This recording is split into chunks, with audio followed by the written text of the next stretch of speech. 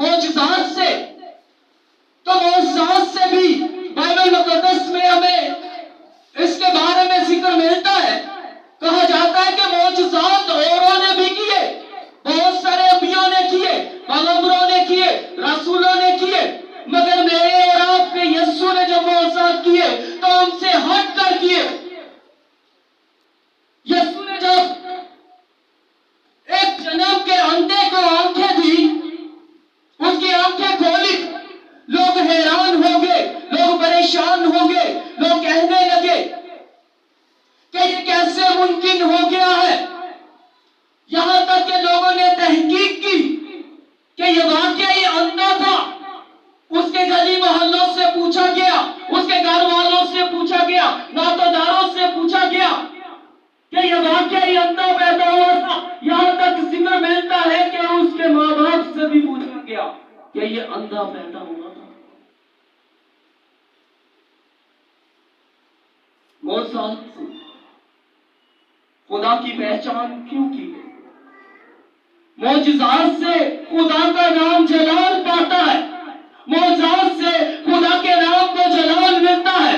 जब शगीर्दों ने पूछा कि उस्ताद क्या ये इसके बाप दादा की सजा है, तो यीशु ने कहा नहीं, ये इसलिए अंधा पैदा हुआ ताकि खुदा का नाम जलाल पाए। ये इसलिए अंधा पैदा हुआ ताकि खुदा का नाम जलाल पाए।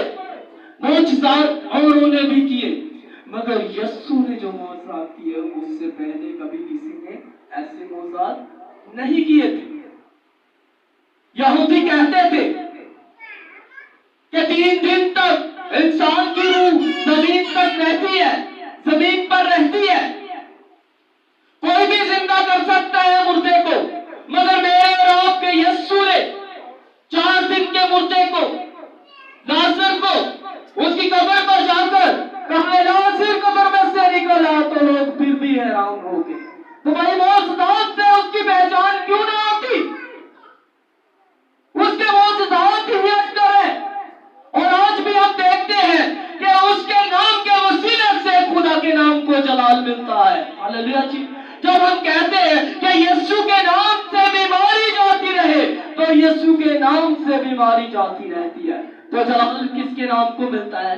खुदा के नाम को मिलता है। हालेलुया। और पहचान की बात करता हूं, फिर हम अपने टॉपिक की जानिब जाएंगे।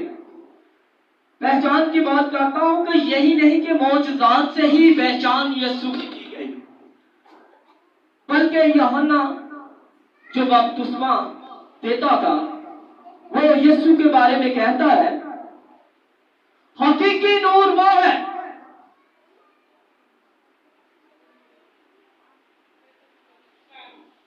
हकीकत में नूर वही है, मैं उसकी गवाही देने के लिए आया हूं। मैं तो तुम्हें पानी से बपतिस्मा देता हूं, मगर मेरे बाद जो आता है तुम्हें रूह कुदस से बपतिस्मा देगा।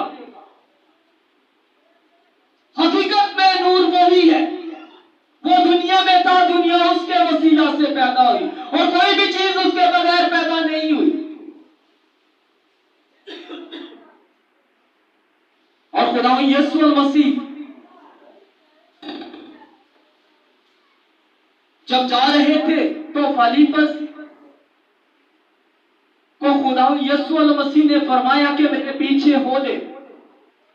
तो फिलिप्पस यीशु के पीछे जाता है।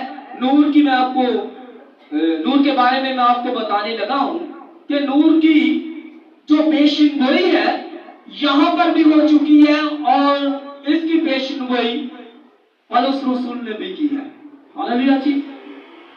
जब फिलिप्पस को यीशु मिलता है तो फिलिप्पस नेथनिएल से कहता है कि मुझे मसीह मिल गया है, जिसकी बाबत जिक्र मिलता है। मूसा ने भी जिक्र किया है, तौरात में भी जिक्र है, अंबिया ने भी जिक्र किया है। मुझे वो मिल गया है, खैरातूस मुझे मिल गया है, मुझे यीशु मिल गया है। तो नेथनिएल कहता है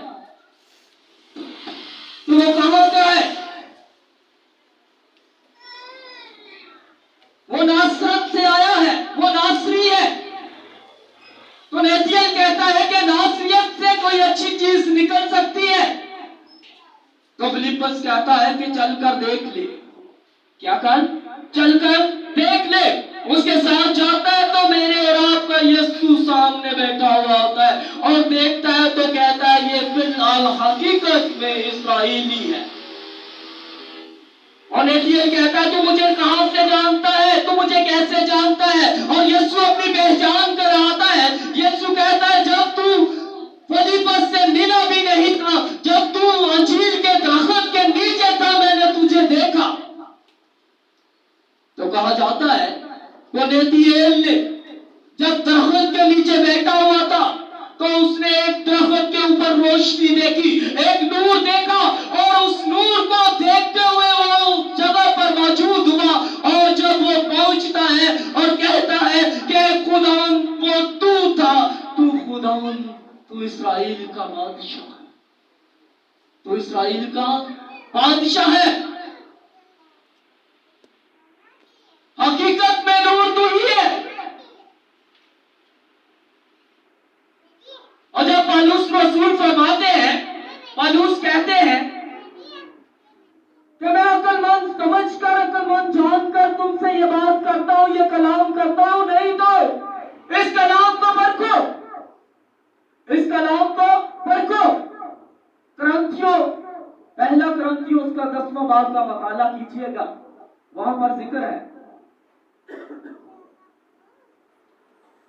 कि जब बनी कौम इस्राएल मिस्र की गुलामी से निकलकर उस समुद्र में से गुजर रहे थे, उनके ऊपर एक बादल था और लिखा है कि उनके बाप दादा ने समुद्र में से गुजरते हुए मूसा का बपतिस्मा लिया। किसका बपतिस्मा लिया? यही नहीं है कि जब यूहन्ना आया और हमें जिक्र मिलता है कि बपतिस्मा उसी ने ही स्टार्ट किया या वहां से ही शुरू नहीं हुआ, बल्कि ये तब से शुरू हुआ है जब बनी कौम इस्राएल मिस्र की गुलामी से निकल कर आए। हालेलुया जी। और जब वहां से गुजरते हैं तो जिक्र मिलता है, लिखा है कि उन सब ने एक ही रूहानी खुराक खाई, सबने एक ही रूहानी पानी पिया और एक ही रूहानी चट्टान से। और वो चट्टान कौन था? मसीह था। मसीह तब भी था मगर बदली सूरत में हमारे दरमियान तब मौजूद हुआ जब हमने उसको देखा। ये नहीं कि मसीह पहले मसीह थे, नहीं। अब क्रंथियों 10 बाब का मुताला कर सकते हैं। पहला क्रंथियों, यानी मसीह पहले भी मौजूद था। और पौलुस कहता है कि जो रोशनी नेथियल ने देखी, जो नूर नेथियल ने देखा, इसी तरह का नूर मूसा ने भी देखा। जब झाड़ी में उसने देखा तो खुदा ने उससे बात की। खुदा ने कहा कि अपना जूता उतार दे क्योंकि यह जगह पाक है। तुम्हारा नाम क्या है? तो बताया गया कि मैं हूं जो हूं सो हूं, मेरा नाम यही है। जाकर सबसे यही कह देना। यही बात समझने वाली यह है कि नूर वहां पर भी दिखाई दिया दरख्त में और नेथियल को भी दिखाई दिया। हकीकत में नूर वही है। और जब नूर हमसे कहे, रोमियो के खत उसके 10वें बाब में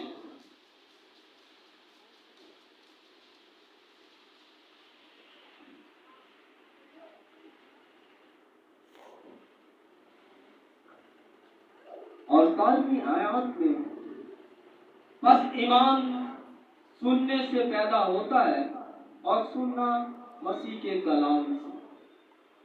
ईमान सुनने से पैदा होता है और सुनना मसीह के कलाम से।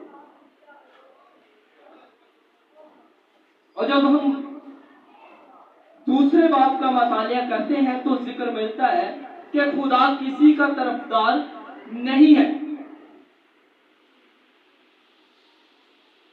लोगों ने तरह तरह से खुदा की तालीम को अपना लिया, अपनी अपनी तरबियत से, अपने अपने तरीके से लेकर उसी को लेकर चल पड़े, मगर खुदा किसी का तरफदार नहीं है।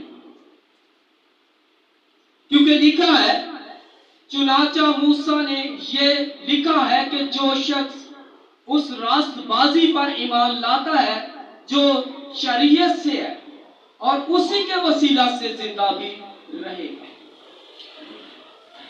यानी खुदा तरफदार नहीं है। जो शरीयत के मुताबिक जिंदगी बसर करते हैं वो उसी के मुताबिक जिंदा भी रहेंगे, और जो ईमान की शरीयत से जिंदगी बसर करते हैं वो उसी से जिंदा रहेंगे। क्योंकि जो कोई खुदा के नाम लेगा नजात पाएगा। खुदा के हां किसी की तरफदारी नहीं है। लोगों ने इस तरह से भी तालीम को बिगाड़ दिया और अपनी तबीयत से शरीयत के काम करते रहे और अपनी तबीयत से शरीयत के काम करते रहे और आज भी करते हैं। और लोग खुदा को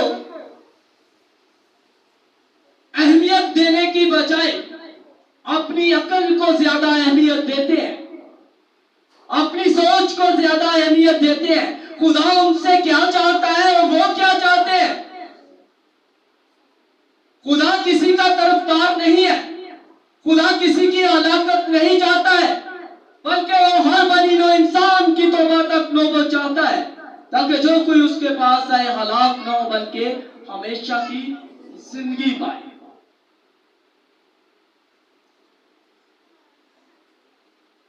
तो खुदा के पास आओ, उसकी आवाज को सुनो। यीशु पुकारता है, यीशु कहता है कि अगर कोई प्यासा हो तो मेरे पास जिंदगी का सरचश्मा में, जिंदगी की नदियां मेरे पास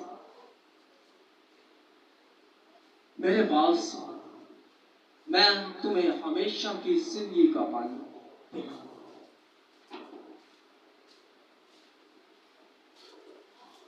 और फिर जब हम यूहन्ना की अंजील 7वें बाब का मतालिया करते हैं और उसमें जिक्र मिलता है 37वीं आयत में,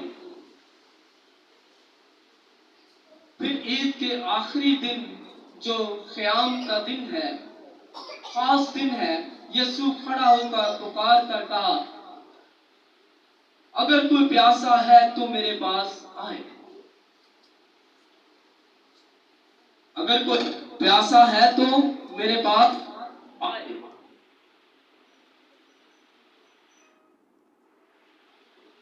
जो मुझ पर ईमान लाएगा उसके अंदर से, जैसा कि कलाम मुकद्दस में आया है, जिंदगी की नदियां फूट निकलेंगी।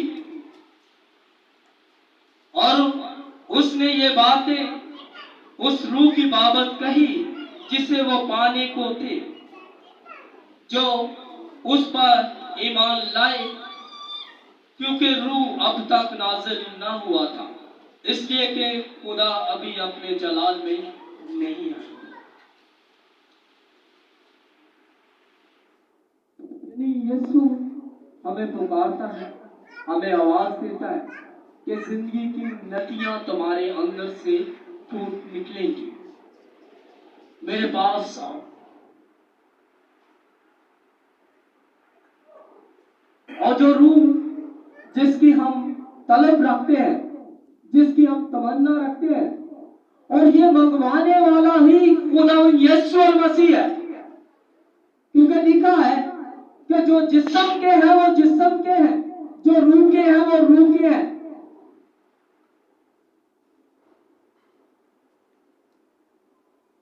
यीशु के पास आपको रूह कुदस चाहिए तो यीशु से मांगिए। लिखा है कि रूह को कभी भी हरकत देने की कोशिश ना करें, बल्कि अपनी दुआओं में रखें, अपनी इल्तिजाओं में रखें, अपनी मिन्नतों में रखें, अपनी दरख्वास्तों में रखें। रूह खुद बह जाता है दूसरों की जिंदगियों में, वो एक से गुजरता है दूसरों की जिंदगियों में खुद ब खुद बहना शुरू हो जाता है। अमाल दूसरे बाब में हमें जिक्र मिलता है कि जब छत के ऊपर लोग दवा कर रहे थे, कमरे में थे, तो रूह कुदरत वहां पर नाजिल हुआ, तो एक में दाखिल होकर सबको उसने भर दिया। इसको कभी भी खुद से हरकत देने की कोशिश न करें, बल्कि ये खुद ब खुद आपने बहने रखता है। हालेलुया जी, ये खुद आपकी जिंदगी में आएगा जब आप खुदा की आसूरी में रखेंगे कि खुदा मैं जो जिस्म से हूँ अब मैं रूह में होना चाहता हूँ या होनी चाहती हूँ, तो खुदावन तू मुझे रूह में कर दे, ताकि खुदा मैं भी तुमसे ऐसी बातें कर सकूं जो पाशीदा है, जो वेद में है। खुदावन तू मुझे भी ऐसा ही भर दे। तो खुदा आपको भरने की